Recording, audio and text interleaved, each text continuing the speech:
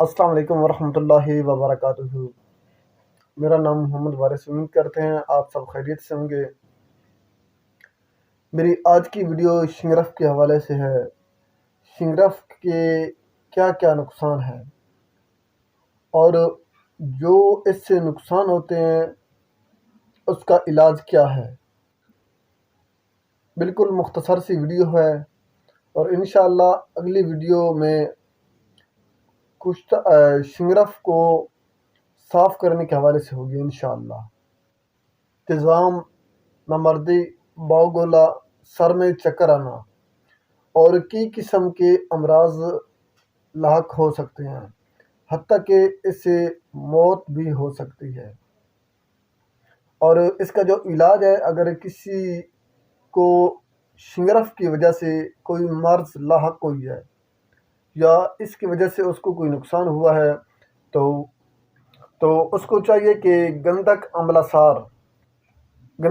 سار شدھ شدہ ہو، مصفہ شدہ ہو، پان کے ساتھ ہم وزن ملا کر وہ استعمال کریں۔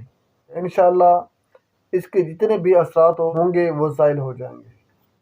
اور اس کے ساتھ کشمش، پیٹھے کے ٹکڑے، تلسی، سونف، لونگ، تج، ناگ کیسر ہم وزن ملا کر جو آملہ سار مصفہ شدہ ہے اس کے ساتھ ملا کر دوپہر تک مالش کر کے ٹھنڈے پانی سے غسل کریں 7 دن۔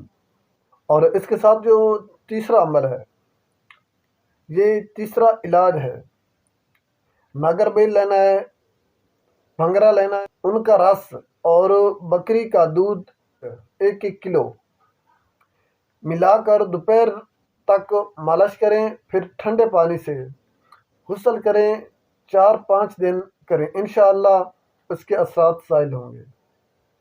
اور اس کے ساتھ چوتھا علاج یہ ہے، چولائی کو پانی میں ابال کر غسل کرنے سے غیر مصفہ شدہ شنگرف جو ہوگا اس کے اثرات جسم سے زائل ہو جائیں گے۔ اور انشاءاللہ جو اگلی ویڈیو ہوگی وہ شنگرف کو صاف کرنے کے حوالے سے ہے۔